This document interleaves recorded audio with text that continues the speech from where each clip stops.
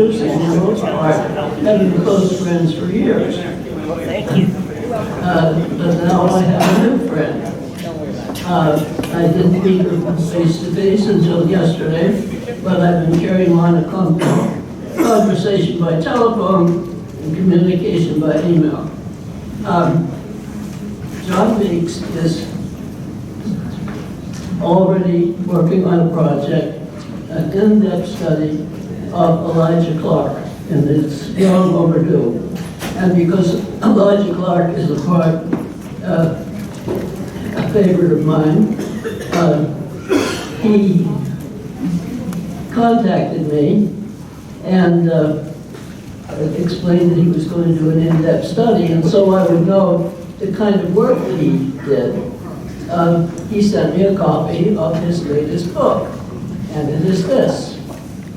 Now, his research skills and scholarship are obvious in this book, and the story is engrossing. Now, I don't know about the rest of you, but all I knew about Campbell was that he commanded at Kings Mountain. I'm not sure I even knew his first name. And as I kept reading through this book, I kept asking myself, why don't I know more about this man? I mean, this is a tremendous story. And so we have today the author, John Beakes, who is going to tell us what we ought to know about the great revolutionary hero, William Campbell. John, you're up.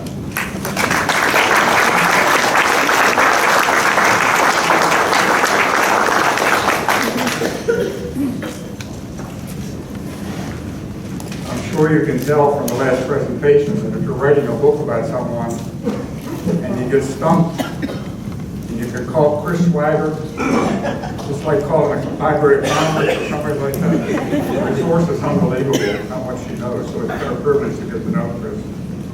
And I want to give a shout out to Heather Hawkins. I do a lot of these kinds of things, but she's great at handling all the details of something like this. So they have to do it.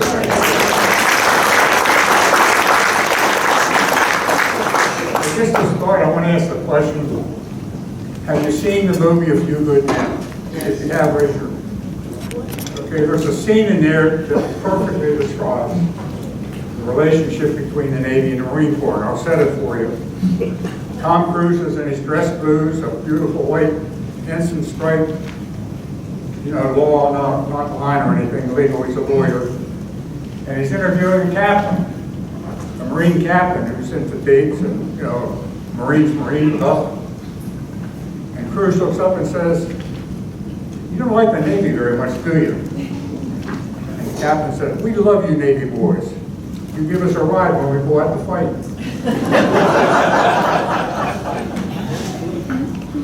So anyway, William Campbell, how do we come to this? What do I do? I'll just tell you quickly. A couple of people have asked me how I started writing. I'm a businessman, engineer. I went to Greensboro, North Carolina with my wife for a sorority retreat. And I drove her there, and she got to stay in a dorm for the weekend. I'm a military guy. I've read a lot about the Civil War. And I said, what do I do on a weekend in Greensboro, North Carolina? So there's a brochure about the Battle of Guilford Courthouse. I never heard of it. So Saturday, I walked the battlefield. I get to the key point, the Maryland line. I said, gee, I'm in Maryland for 25 years. I didn't know anything about it. I go to the key point, John Eater Howard is the guy for the Maryland troops that stands firm in the fire. So I write myself a note when you get home, find a book about John Eater Howard, learn about this guy. And I go home and there's no book. So I just started prowling around the Historical Society and things like that. And I got a bunch of information together, and I said, geez, I need help learning how to write a book. And I hooked up with Jim Pipus, which was a real treat. And he and I worked together to make John Eater Howard. And then we worked together and made Leghorn's Harry Lee. And then on my own, written a couple. And the niche that I have, and I really enjoy, is all these people are the kind of people that in a moment of crisis when everything's on the line and everybody's panicking, a cannon fire, people dying, blood all over the place. There's a few people in the human race that in the midst of that chaos get calmer and can see clearly, and people rally to them. It happens all the time. Howard did it at Calkins, if you know that story. He saved that battle. One guy, at the key moment, calm, serene, decisive, impressive, and the troops rallied around him and saved the day. Morgan, of course, was a genius for the battle. He set it up. But Howard's courage saved the day. And I've tried to write about people like that, and William Campbell was of that genre. So let's look at who he is. I want to mention Thomas Kelly Paul, because Kelly goes by Kelly. His portraits are amazing, because to me, he has an amazing way to make the picture look like the person was. You know, I mean, Campbell was impressive, he was dignified, he was well educated, and I think this represents him well. And I look for a model, you know, who is this person like? Let's think about William Campbell, who would be a good model? Well, he was shaped by the frontier. I'm going to talk about that to see that. If he had been born in Boston, he'd have been John Adams or somebody like that. He was born on the frontier.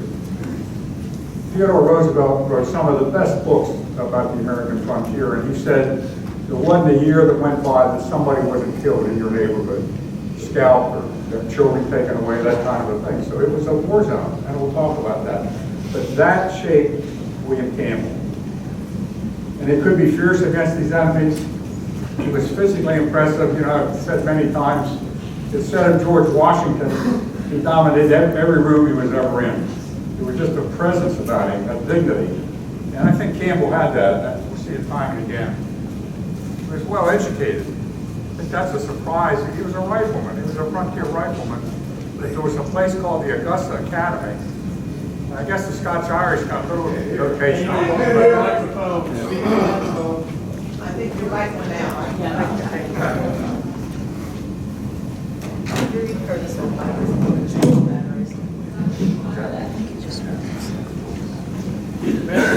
There was a place in the Scotch-Irish, the Scots actually believe in education big time, and everywhere they went, there's universities like Princeton, you know, the signer of the Declaration of Independence was president of Princeton. So anyway, there was a Augusta Academy in Shenandoah Valley, Virginia, and he's a graduate of that. If you want to know what that is today, it's Washington Lee University. Washington Lee's history has in it William Campbell was a graduate, so he was a well-educated man. He was one of the magnates. We'll talk a little bit about how Virginia was settled. He was a member of the Virginia House of Delegates. He earned leadership for guilds for rifle troops. I'll show you that. He had a military career that lasted 7 years. 7 years. So he got into the military when he was 26 years old, and he never planned for it, never worked towards it, never had a desire to do that. I'm going to talk about in his will. He had one son. He said, I'm going to leave money for my son to enter the legal profession, the medical profession, but not military. He didn't have any desire that his son go into the military. So he's not a guy looking for military glory. In 7 years, he went from captain. He was captain because he was a dignitary in the area. He was a brigadier general when he died in 1781. So in 7 years, captain of brigadier general. Kings Mountain and Guilford Courthouse. He's best known for Kings Mountain. I read something here in the last week that talked about Kings Mountain. Didn't mention his name. Said Isaac Shelby did the whole thing. And Isaac Shelby was a magnificent warrior. Made no bones about that. At age 62, when he's governor of Kentucky, he put on a uniform and went up in Canada and fought in a battle and won a congressional medal for his performance in battle at age 62 when he was the governor of Kentucky. So this was a warrior. I'll show you his first battle here. But he did command at Kings Mountain, and he was a collaborator with Campbell then. 2 weeks after the battle, Shelby wrote a letter that said, our valiant commander. He talked about Campbell as a valiant commander. We'll talk about a little bit of that later.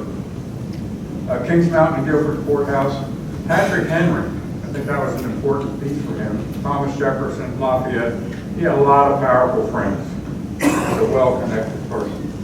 Probably, no question in my mind, if he had lived, he'd be governor of Virginia at least, possibly a senator, and who knows, maybe more. So he had that kind of capability. He died at age 36 before the end of the Revolutionary War. He died in Virginia. He was working for Lafayette. We'll talk about that. But of swamp fever, they called everything swamp fever, and they could find typhus, yellow fever, but he died young under the command of Lafayette, who gave him command of all the rifle troops within it. So that's the model, I think. I thought about it for a while and looked at it. You want to know what he was like? This is Rob Roy. This is Liam Neeson. Is Rob Roy. He was a Scottish clan leader. William Campbell was a Scottish clan. He carried a sword that was his grandfather's. I happened to book the Scots brought sword makers from Spain and Italy up to make swords in Scotland. So they were precious things. And he had his grandfather's and he carried it in battle. I'm learning with Elijah Clark, by the way, very interesting. I hadn't thought about it very much at all. But Clark had a lot of swords made. They had a lot of trouble getting powder. So there's more and more, those people in Georgia in particular, they were fairly poor. They did a lot with swords. But he carried a sword in battle. Elijah Clark carried a sword in battle. A lot of the leaders did. So I want to talk quickly about the Scotch-Irish. King James I took 1 million acres or so of Northern Ireland and gave it to people to sell it to the Scots. Now the lowland Scots were not living a very prosperous life. They had a lot of difficulty and all that. They said, hey, you can get some land across the sea here, come on. And they came in droves. So about the early 1700s, 100,000 or so Scots left Scotland and went to settle in Northern Ireland. And they made it into a tremendously prosperous area. They developed linen and wool businesses. They got so good that the British put tariffs on them and said, you can only sell to us. So the price went down, that was bad, they had some bad crops, and America opens up. And the dream of, and I think this is really, really important and not to forget, you couldn't own land in Ireland. You couldn't own land in Scotland. The dream was, you can go to America and own some land. So when we get to America and see how America grew, the drive of the Scotch-Irish for their own piece of ground is just incredible, it's powerful. So 200,000 people from Northern Ireland came to the United States between 1717 and 1770. It's called the Great Migration. Now, who are these Scots-Irish? I grew up in southern Pennsylvania, and we wrote a history of the Mason-Dixon line. And I had a historian in the room said, well, you know, the Quakers imported a bunch of Scots-Irish to live on the border. And the reason was they had a war with Maryland over the border. That's true, they did. And the Quakers knew they couldn't fight, but they knew the Scotch-Irish would fight for anything. So they brought Scotch-Irish to defend southern Maryland. So, you know, it's kind of interesting that they were known for fighters. They're known for fighters today.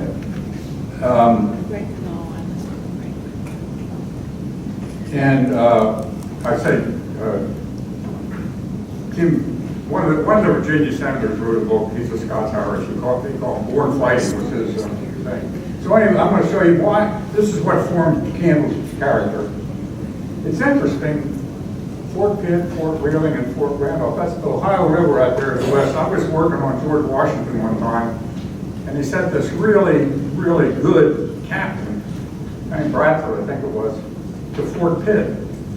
I said, what in the heck is he taking one of his best leaders and sending him out there in a no man's land? Why is he doing that? Well, he's doing that because the British were up in Detroit, they were stirring up the Shawnee, Fort Wheeling and Fort Pleasant here. Along that way, that was a war zone. So Washington, it's another thing I want to try to get across from my work. He understood this whole thing. And Nathaniel Greene did. He understood Detroit, Michigan, Canada. Question, was Florida involved in the American Revolution? If you think they were, say yes, raise your hand. Yeah. Right, they were.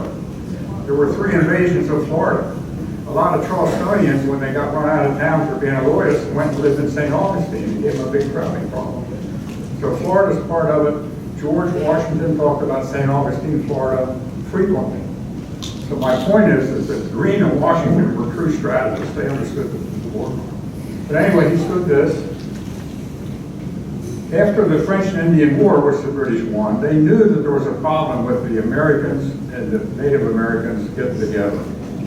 So they decreed, we're going to put a proclamation line at the peak of the Allegheny Mountains, where the river flows toward the ocean. That's where the line will be. They blazed trees, marked the trees and everything, and said, okay, Americans, you cannot go beyond that line. And the Native Americans couldn't come beyond this way. So naturally, the Scotch-Irish said, right, buddy.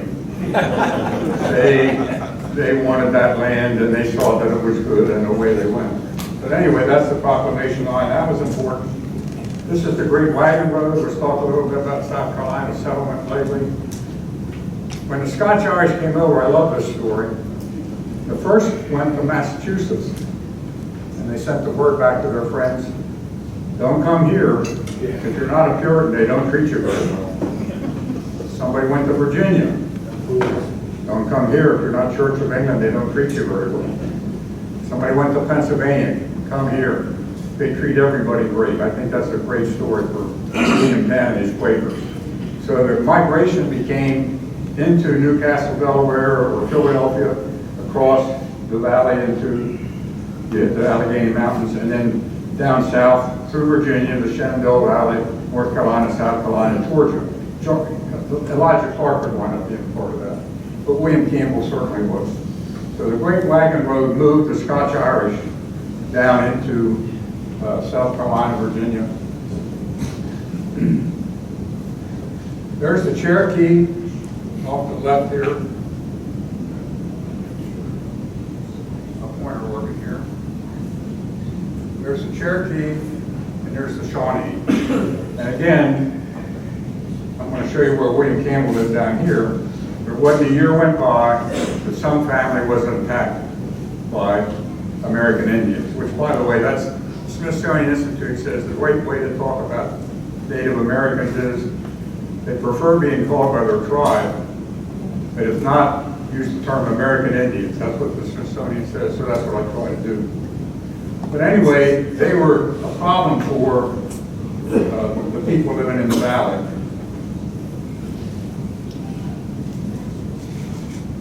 Here's William Campbell's home. Now, you all probably know the name Patton. One of the great landowners of southwestern Virginia was James Patton. And he was a ship captain, and he made a lot of money. A lot of the Scotch-Irish didn't have the money to come over. Campbell did. The Campbells were wealthy. But they became an indentured servant for 7 years. So Patton brought him over, and the Americans wanted him over. They wanted settlers. So he got like 1.5 million acres of southwestern Virginia. And you go Patton from James Patton on down to get to George S. Patton Jr. of VMI before he went to West Point. So Patton is part of the story of Western Virginia. They had some lead mines in Shenandoah Valley. I'm telling you this because in a war, lead for bullets is pretty important. And these guys, Campbell and his peers, are going to be tasked with, A, defending their homeland against the Cherokee and the Shawnee and Loyalists. And they're being asked to send people to Nathaniel Greene. You'll see that soon. And also to protect the lead mines. Let's make sure they don't get taken. So these are people whose families are beset by Native Americans in attack and asked by Washington Greene, others, hey, come on over here to Eastern Virginia and help us fight this war. So we'll talk a little bit about that. It's important to what happens. That's the Cumberland Gap. That was a really important piece of real estate because they all knew Kentucky was really wonderful land. And those mountains are a big barrier. And the road through the Cumberland Gap is the road west. And that's where Daniel Boone went through when he settled Boonesboro. That's pretty much the Virginia frontier, that's the environment. And I say, there's Kentucky, it's a war zone. Go back again, if a dignified, intelligent, well-educated man like William Campbell was born in Boston or New York, he's probably, I don't know, a lawyer, banker, or something. He's born in southwestern Virginia, he's a fighter, he's a warrior. The environment made him that. This is Tinkling Spring Presbyterian Church. Somebody talked about religion. This Scotch-Irish Word Presbyterian. He had a lot of training there. This is Washington Lee University. We talked about that. Forting, F-O-R-T-I-N-G. A group of 4 or 5 families would have a fort because they knew that they were going to be attacked. When they got the word, they go to a fort that was well built. That's a fort Sycamore Shoals. They didn't have those trees. This is a rebuilt fort.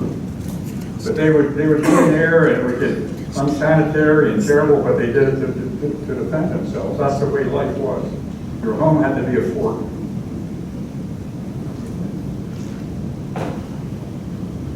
I'm going to ask, what can we name that weapon right there? Does anybody have a name for it? The Pennsylvania long rifle? Long rifle? No. Kentucky rifle? I think pretty much what's called the Kentucky rifle a lot of times, right?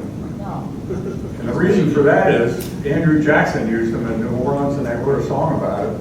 So all of a sudden it's the Kentucky rifle.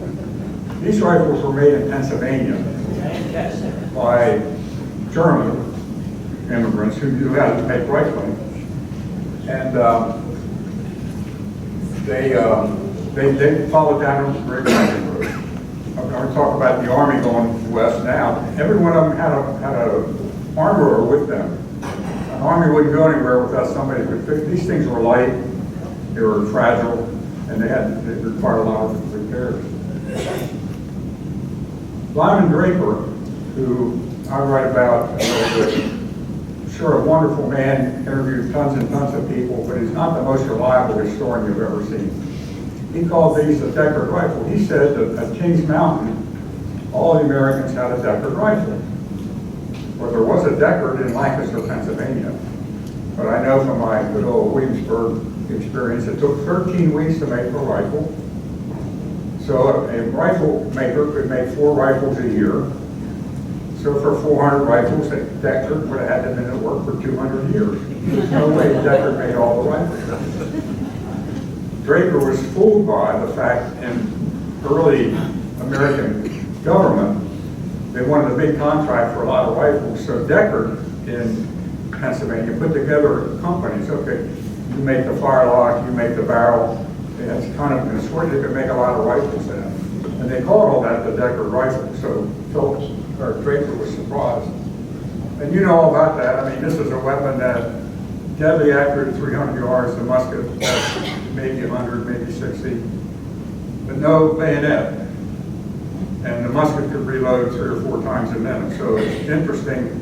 This is certainly the best standoff weapon ever. Close in, it's not much help. But this is what the riflemen carried. Of course, they had a tomahawk too. The guys that go down to Kings Mountain. And this, somebody talked about this earlier. All military actions produce legends destined to become part of the folklore of the people. So we got to be careful, I think, with our history. I'll give you one example that just burns in my mind from my work. Every time I read about Baron de Kalb before I really dug in, including a biography published by a University of North Carolina professor, said clearly he wasn't really a baron. He claimed the title, and this went on and let the world believe he was a baron. And that was widely accepted. So I said, well, it must be true, you know. But then I'm reading the correspondence, and the Minister of War of France keeps writing a letter, Dear Baron de Kalb. So you're military, a lot of you here. If the Minister of War calls you a baron, aren't you probably a baron? He was a baron. He worked up, you know, from the point is that somehow or another that got started. Von Steuben did do that. But this wonderful warrior, this dignified, honest man, who would have never, in my opinion, been able to accept the title he didn't deserve. For all of history, we thought, well, he just It's not true. So you gotta be careful. That's my point. Be careful with the stories. Anyway, there's a thing called the Yellow Creek Massacre. I'm gonna talk about Dunmore's War real quick. I told you before about Fort Wheeling and Fort Pitt that's out there in Ohio, is where the massacre happens. It turns out it's at a bar. It's interesting that there's bars out west, right? There's so many traders and trappers going back and forth. The bar can make a living out in the wilderness.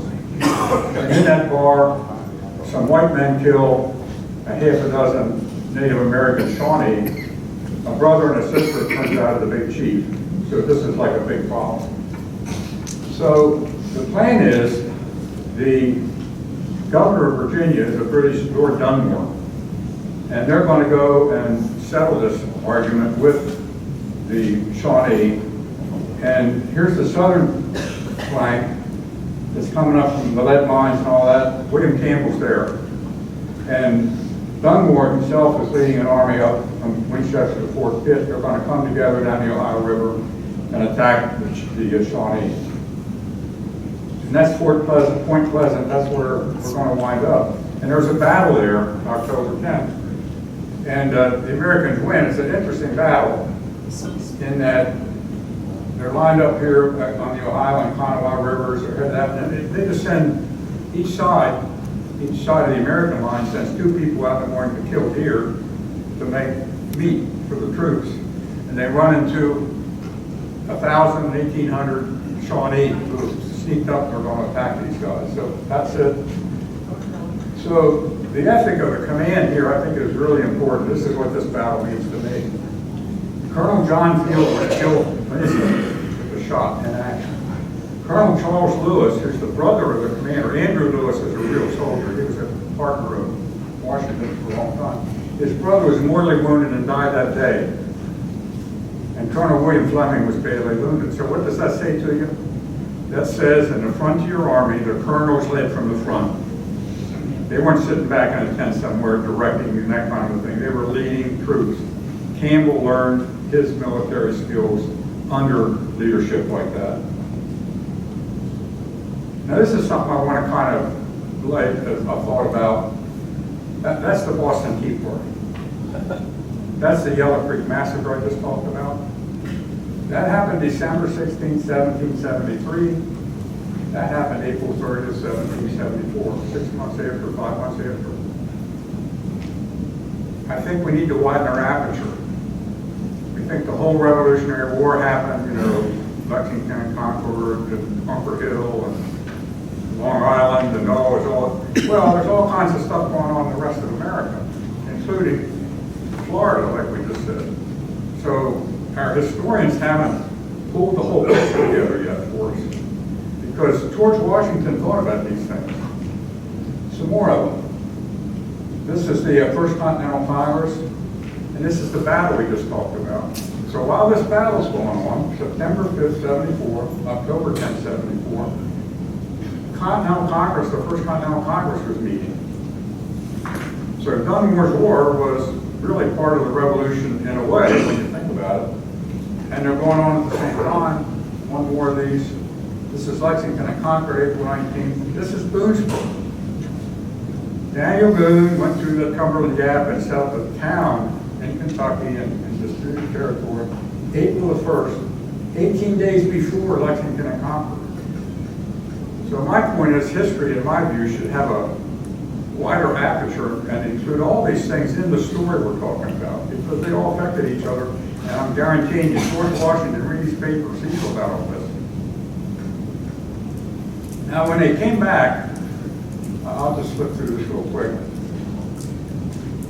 The Scots, in my view, have an amazing ability with language. The language of liberty. There's a Treaty of Aberoth back in the 1400s where the Scots are talking to their king. And it's really fascinating. The Scots lords are saying, you're a good king, we keep you as our king, we're pleased with what you're doing. But if you stop doing the things that we need done, we will find another. This is 1400, this is the Scots. The language is incredible. It's a precursor to the Declaration of Independence, in my opinion. I think that affected our language as we go. And the Fort Powers always are like that. Listen to the way the Scots talk. This is when they're coming back from this battle. We are deliberately and resolutely determined never to surrender them, these principles of liberty, to any power upon earth, but at the expense of our lives. That's the Scotch-Irish fighting ethic. There are people that believe in freedom, and they believe that it's worth dying for. So, American Indians, I talked about the Shawnee, the Cherokee, British leaders, stir them up. The British have a superintendent of Southern Indian Affairs who was in Charleston for a long time, John Stewart.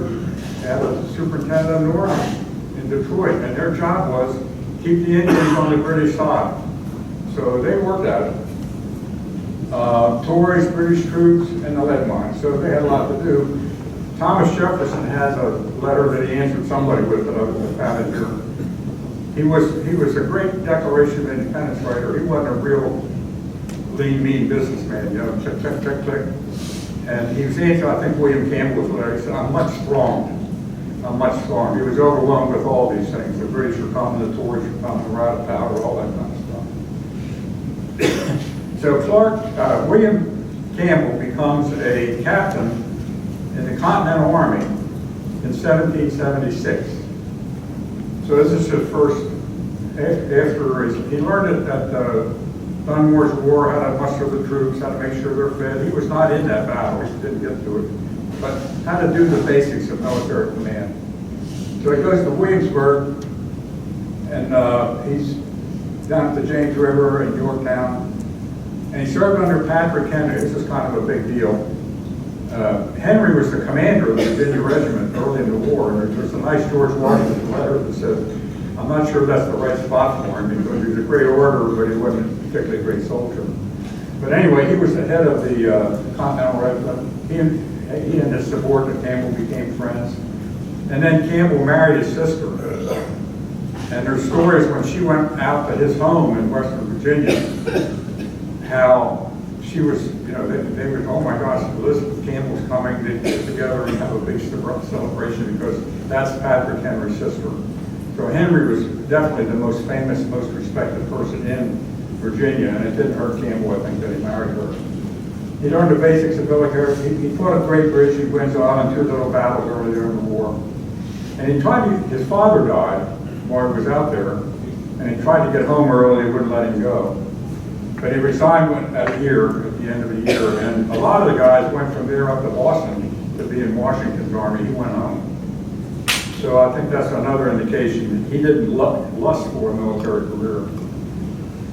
Now this is the Winston-Salem, and it was settled by Moravians. Remember I talked about the rifle barrels up in Lancaster and all that, and the Moravians were, you just read about it, you know, they had stone homes, they had prosperous farms, they were very organized, very capable, very decent, very honest people.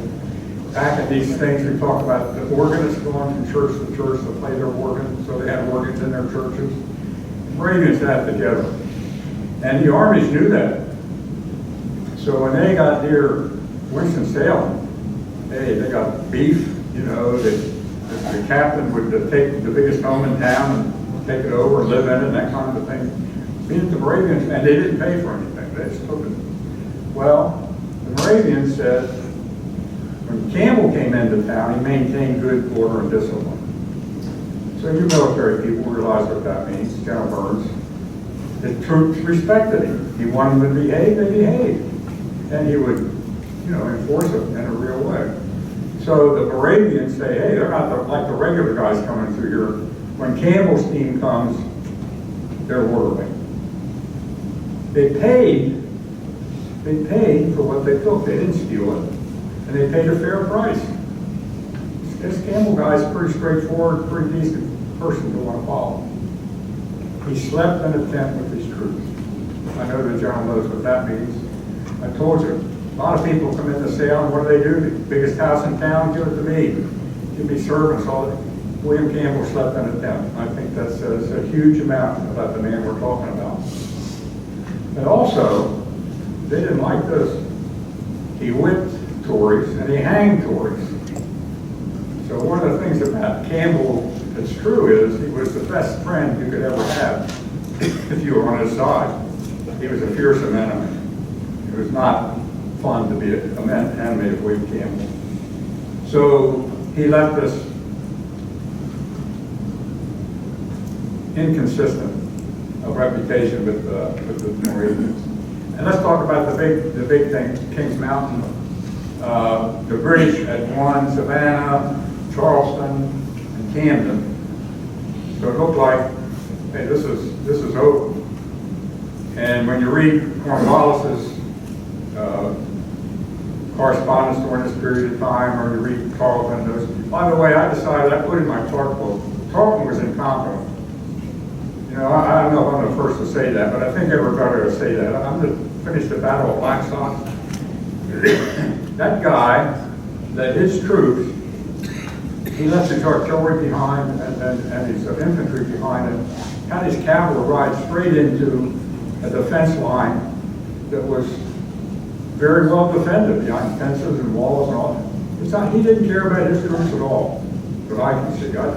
So anyway, I don't know if I'm the first, but I believe it was incompetent. But anyway, they thought, okay, so they take 96, they got Camden, they're all around, they got a noose around the neck of South Carolina, and we're going to take this whole thing.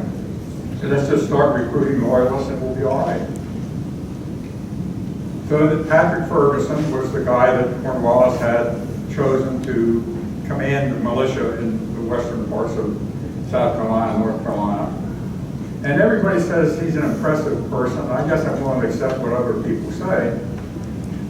He was a marksman. He invented or improved a breech-loading rifle.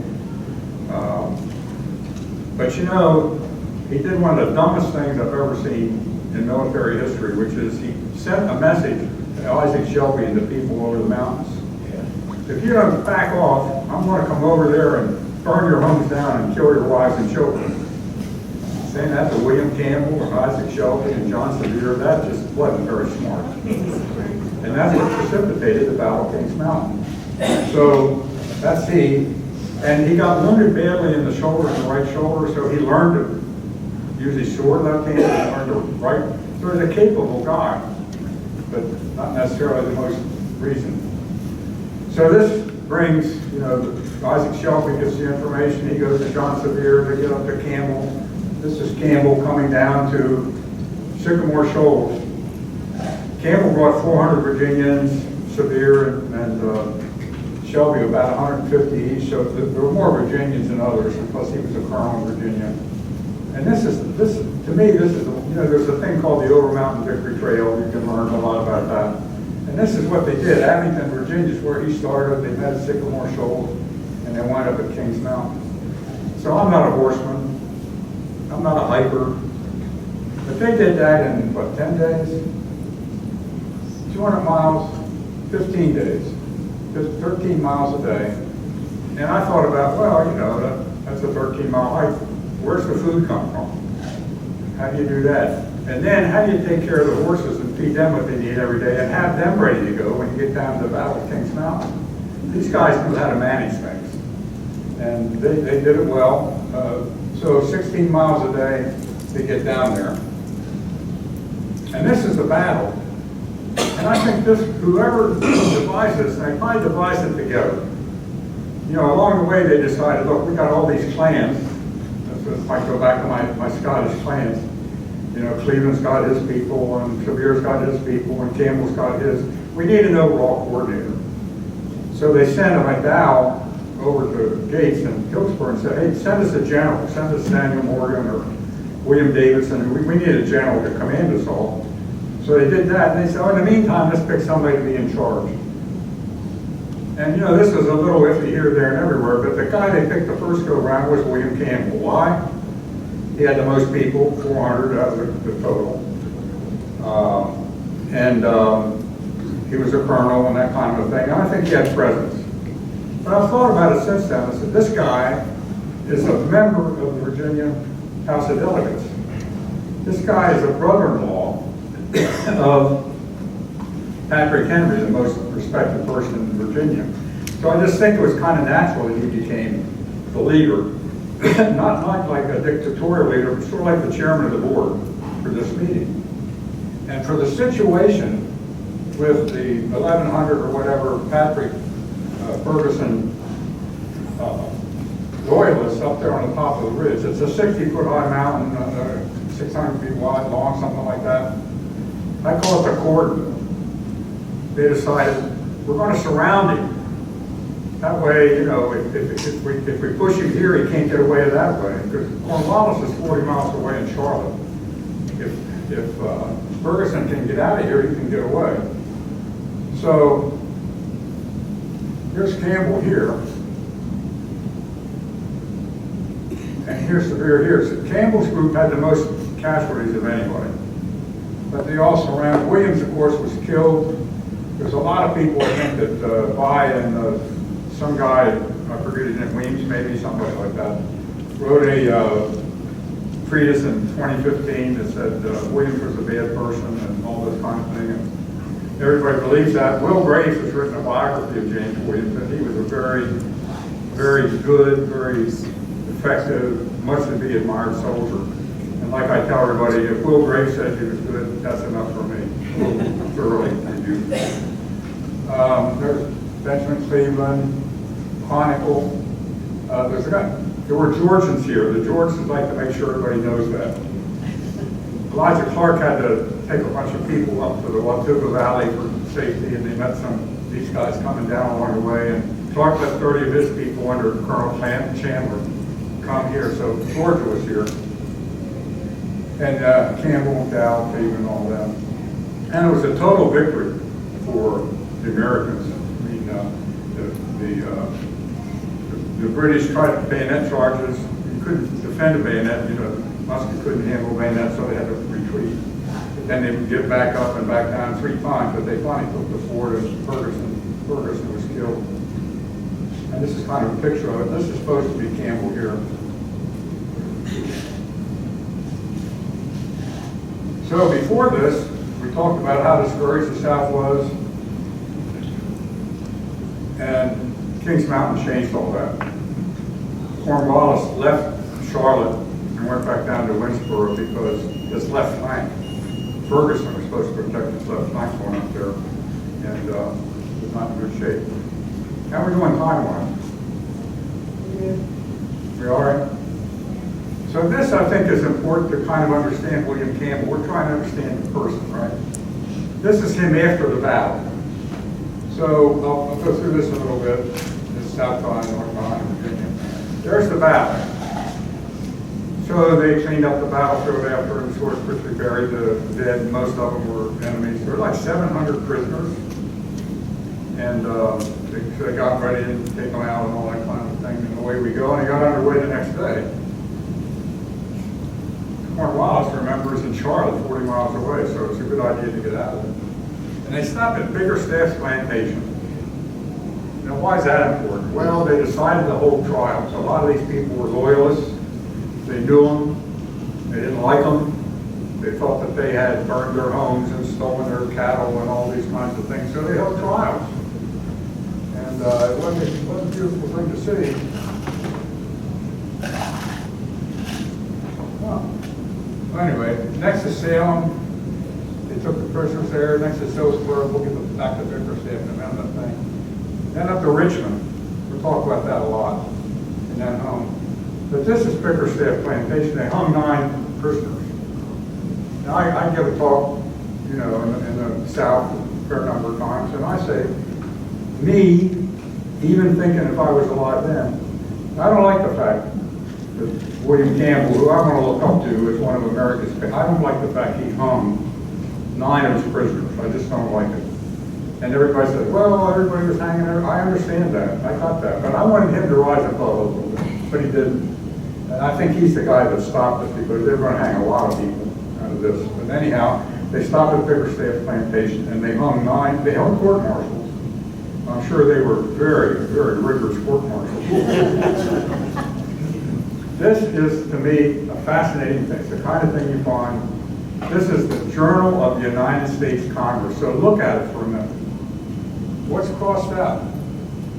Colonels, Campbell, Shelby, Cleveland, Williams, Sevier, McDowell, and Winston, all crossed out. This is the Congress's official final report of the Battle of Kings Mountain. Colonel Campbell and the officer private under his command. Holy mackerel, how did that happen? Well, I'd say the Virginia Congress delegation is quite pretty powerful. Somebody wrote the truth. This was a joint operation with Shelby, Cleveland, Williams, Sevier, and all that. But when it got to Congress, hey, William Campbell was the man. So if those people ever saw that, I'm sure they wouldn't be very happy. But I just think that's interesting. That's exactly from the congressional record. That's the slide right there. So it kind of tells you that people in Congress were messing with the record. You know? Not that they would do that today. And this we talked about a little bit before. I think this portrait is kind of nice. This is the change of command in early December of 1781.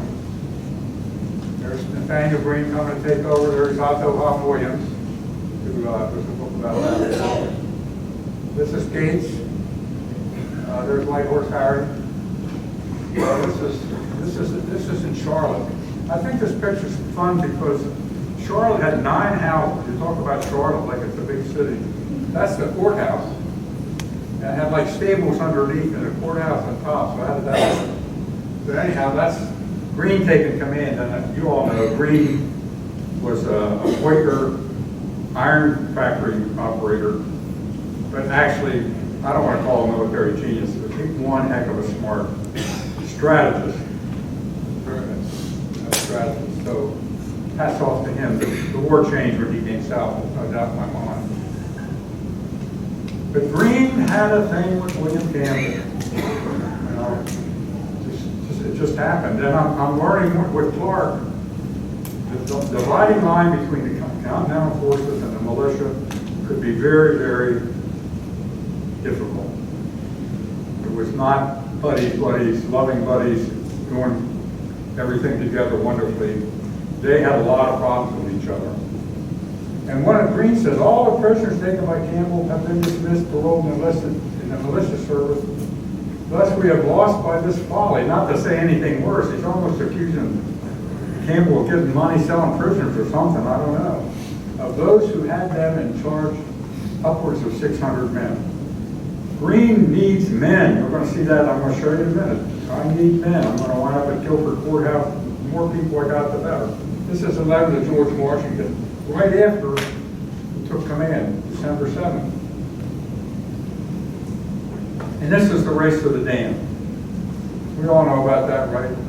Morgan, the tactical brilliance of the Battle of Cowpens, John Eager Howard standing there in the line firmly, is over there, this circle over here.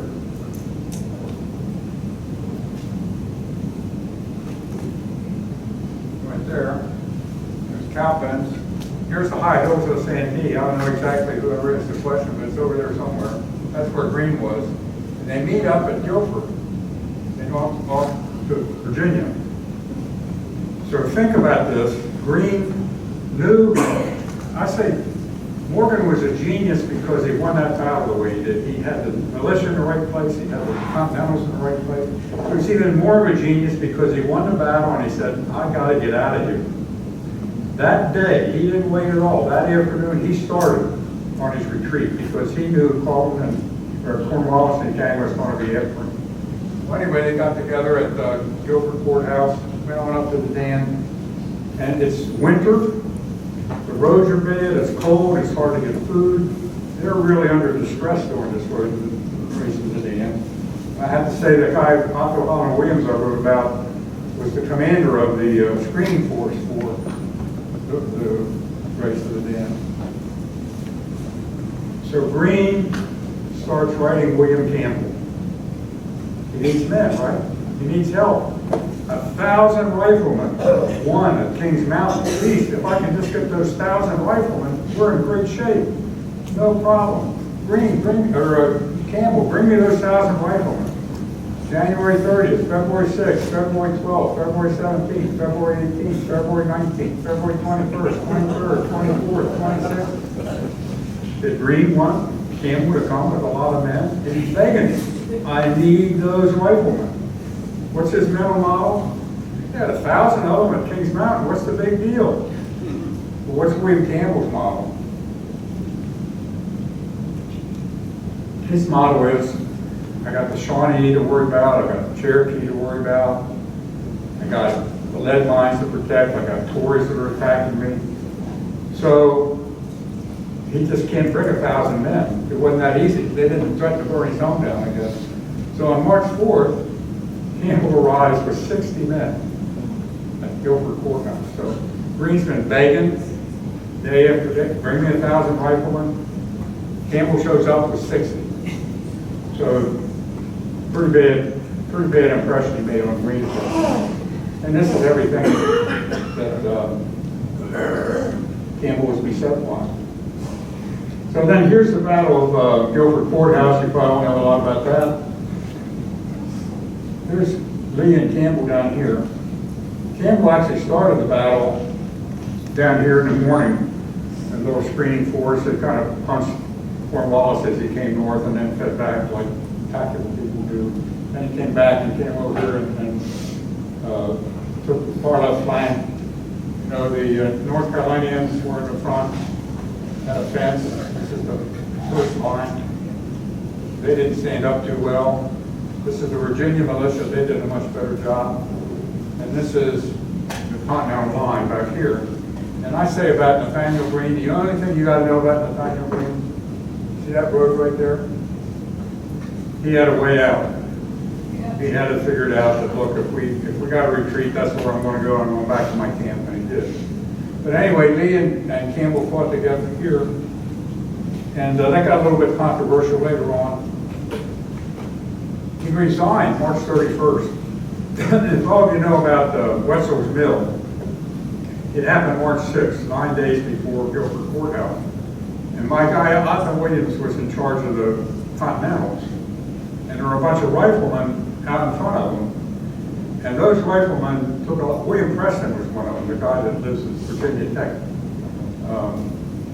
And a lot of casualties. And the Continentals didn't get casualties. And they took the attitude, Williams was protecting the Continental line, and he was. Because hey, we want a cowpens, who do we need, you know, for these battles? We need our Continentals to stand there with the bayonet strong and everything. So they were very unhappy with the Continentals. And Andrew Pickens, before the battle, went south, took a bunch of militia back south again, just days before the Battle of Guilford Courthouse. So anyway, the militia were not happy with the Continentals after the Battle of Guilford Courthouse. On March 31st, Campbell wrote, Daniel Smith, I resigned my military commission, I can no longer serve with honor. June 14th, 75 days later, he took the commission as Brigadier General. So he couldn't serve with honor because he was mad at the Continentals down there at the Guilford Courthouse. But he went back, he went back to the state legislature in Virginia, and they elected him a Brigadier General and sent him to work with Lafayette. So there's a big issue of, was he really angry at Lee and that kind of thing, and I got a big appendix in the book that says you can't prove that that was true. So then he went back to Williamsburg. He didn't got Lafayette really hit it off great. Lafayette made him in charge of his screening force. This rifleman who was at the Battle of Green Spring, and he died August 22nd, 1781, of this swamp fever. So here we are, a very promising young man, good soldier, good leader, had been through a couple of important battles, but he's lost to our history from illness. So these were his friends, Patrick Henry, Thomas Jefferson. Jefferson had a lot to do with that Congress thing we're talking about, really made it sound like William Campbell was divided to. And Lafayette went for him, picked on him right away, picked him up. This is his the family cemetery out in Abington, Virginia, took a picture of it. So his character was shaped by the frontier. Born in New York or Boston, he'd be a lawyer, a banker, very sophisticated, but he was born in the frontier, so he was a warrior. He could be fierce against his enemies, he was physically impressive, he had presence, well educated, one of the magnates. He had a position in society. He learned to lead at Dunmore's War under those colonels that led from the front and were killed in the battle. He learned how to handle troops and get them up in the morning and get in line and all that kind of thing. But he learned that leaders lead from the front. So he was in the military 7 years, 1774, Dunmore's War to 1781, Woking Captain, Brigadier General, Kings Mountain, Guilford Courthouse. Probably destined to be a senior leader at age 36. And I don't think I'm going to do that too long. I think I'll leave it at that.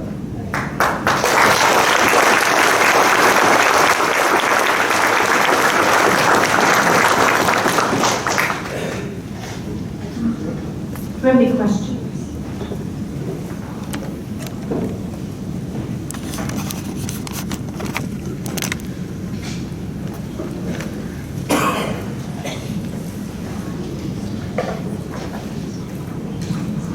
John, you brought up that issue with Congress, that letter to Congress, and they marked kind of all the names. Pick names out there. There's two, I don't know if they're adjectives about, I can't remember what they actually said that they were included in that letter. Yeah. I don't recall in any way bringing that slide back up, but I was not Yeah, sure. there's a Colonel Campbell at the start of it, and then the Colonel Campbell at the bottom. I don't know who the first Colonel Campbell is. There's another human being. I'm thinking more of those two. They crossed out banishment of something or something about bravery, and they were actually crossed out of that letter. It kind of threw me off. Why would that take that for it out? Fortunately, that's way back in the year.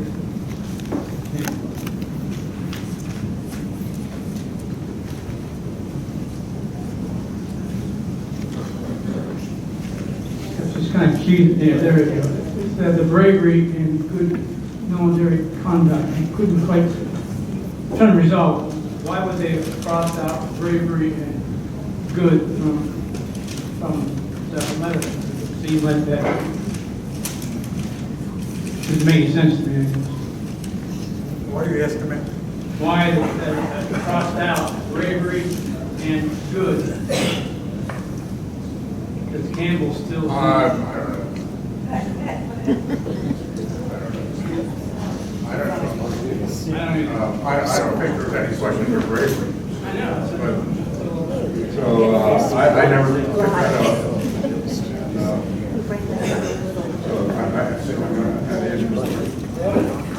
And I can't, there's no congressman there, I don't really ask you that.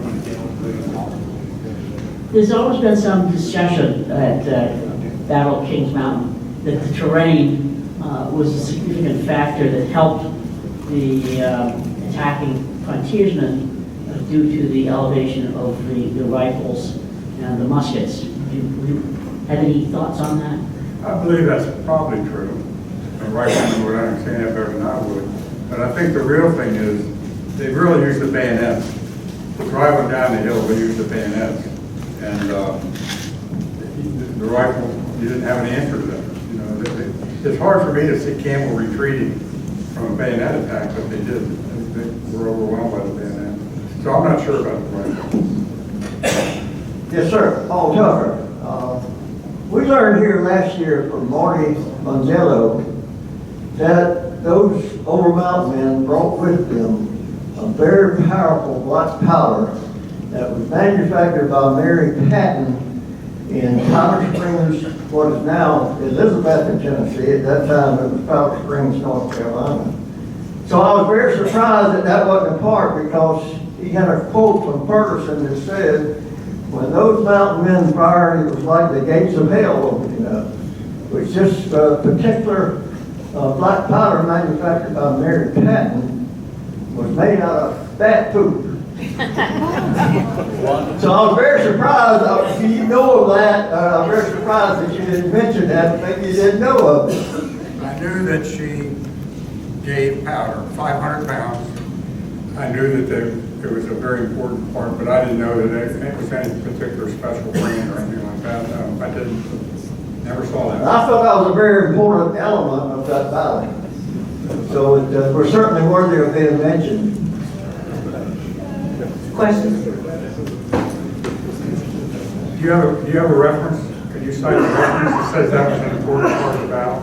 That was the Marty Mangello presentation here last year. Yeah. And he had quotes by Ferguson to that effect about how powerful the firearm was. Ferguson? Yeah, that Ferguson made that comment. He was dead after the battle. Well, it was during the time. Okay, all right.